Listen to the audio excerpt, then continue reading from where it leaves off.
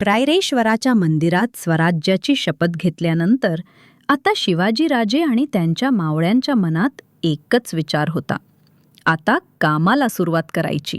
पण स्वराज्य उभं करायचं म्हणजे नुसत्या गप्पा मारून चालणार नाही. त्यासाठी आपली जागा हवी, आपला किल्ला हवा. शिवाजी महाराजांनी आपल्या मावळ्यांसोबत खूप विचार केला. त्यांनी नकाशा पाहिला आणि एक खास किल्ला निवडला. तो किल्ला म्हणजे प्रचंडगड. महाराजांनी प्रचंडगड का निवडला? कारण प्रचंडगड किल्ला पुणे शहराच्या अगदी जवळ होता. तो किल्ला जिंकला असता तर स्वराज्याच्या कामासाठी ते एक मजबूत आणि सुरक्षित ठिकाण झाले असते. दुसरी गोष्ट म्हणजे हा किल्ला आदिलशाहीच्या मोठ्या सरदारांनी दुर्लक्षित केला होता. किल्ल्यावरची तटबंदी जुनी झाली होती आणि पहारेकरीही फार लक्ष देत नव्हते. महाराजांनी ठरवलं, या किल्ल्यावर हल्ला करून, मोठी लढाई करून आपले सैनिक गमावण्यात अर्थ नाही. आपण युक्तीने आणि शांतपणे हा किल्ला ताब्यात घ्यायचा.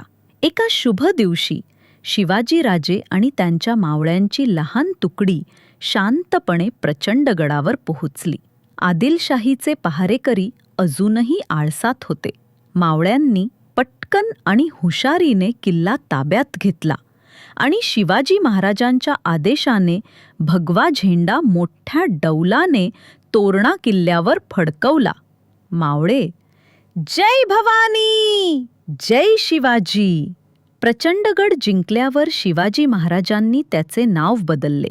त्यांनी त्याचे नवीन नाव ठेवले तोरणा. स्वराज्याच्या कामासाठी मिळालेला हा पहिला मोठा आणि प्रचंड किल्ला होता. आता खरी गंमत पुढे आहे. किल्ला ताब्यात आल्यावर मावळ्यांनी किल्ल्याची दुरुस्ती करायला सुरुवात केली.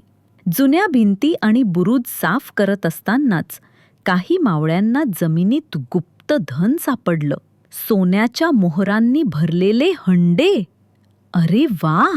हे बघा, आपण स्वराज्याचं काम सुरू केलं आणि साक्षात भवानी मातेनेच आपल्याला आशीर्वाद म्हणून हे धन दिलं. हे धन फक्त स्वराज्याच्या कामासाठीच वापरायचं, हे लक्षात ठेवा. शिवाजी महाराजांनी ते धन स्वतःच्या किंवा कुटुंबाच्या कामासाठी वापरले नाही. त्यांनी त्या पैशातून आणखी तलवारी विकत घेतल्या, नवीन किल्ले जसे की राजगड बांधण्याची योजना केली आणि आपल्या सैनिकांना मदत केली.